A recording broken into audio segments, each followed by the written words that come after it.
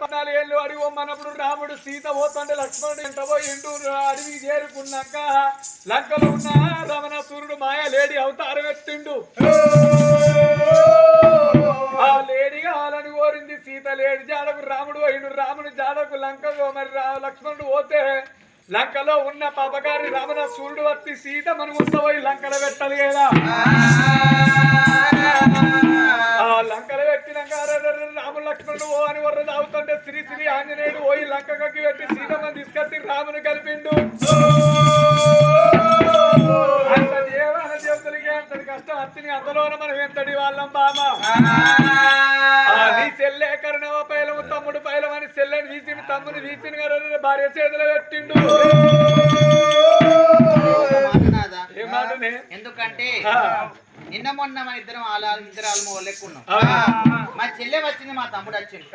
నా తమ్ముడి సాది పెంచి పెద్ద ఎత్తే భూమి నాకులు మా నూకలు బాగుంది, నా పిల్లగాడు బతుకుతాడు. అవ ప్రాణం మొంగ ఏ ప్రాణం మొంగ మన చేతిలో పెట్టిన నాదా. రేపని చెల్లి లోకాన్ని చూడ మన ఇద్దరం ఆలుమొగలం, ఇంటికాడ మన ఇద్దరం అన్న చెల్లెలు లెక్క ఉండాలి. సరే నీ కోరిక నేను కాదంటనా. ఎందుకంటే రేపటికల్లా మనం ప్రేమ విలాసం చేసినాడు. మన గర్భన ములకై ములిసి మన గర్భన కొడుకో బిడ్డ ఉడితే నా తమ్ముని ప్రేమగా చూసుకోలే, నా చెల్లెను ప్రేమగా చూసుకోలే. కొన్నాళ్ళ తర్వాత మన గర్భన కొడుకులు పుట్టిన మధ్య బిడ్డలు పుట్టిన మధ్య గాని మా తమ్ముడు పెద్దోడయ్యేదాకా నువ్వు దూరం ఉండాలని నేను దూరం. లోకానికే మన ఇద్దరం ఆల్మొగలం. ఇంటికట్ట నువ్వు అన్నము నీ చెల్లెను. పర్వాలేదు బాబా.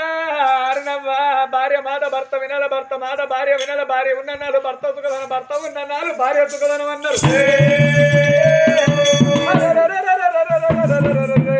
నీ తమ్ముడు బయలు చెల్లె బయలు అని రాజు అటువంటి చూడు. మరి రాజు మాత్రం క్షత్రియమా రాజు. అల్ల నేరల్ల నేరల్ల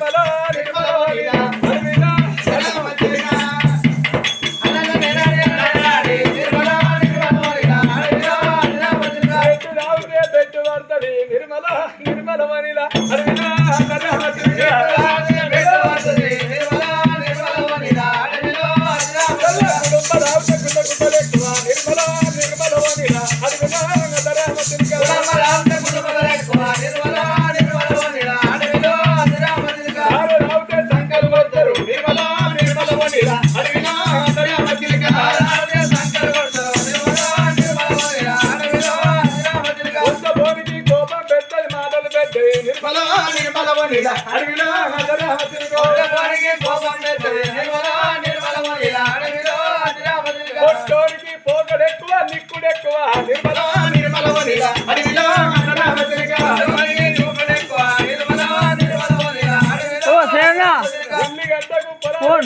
ఎల్లిగడ్డకు పాయలెక్కువ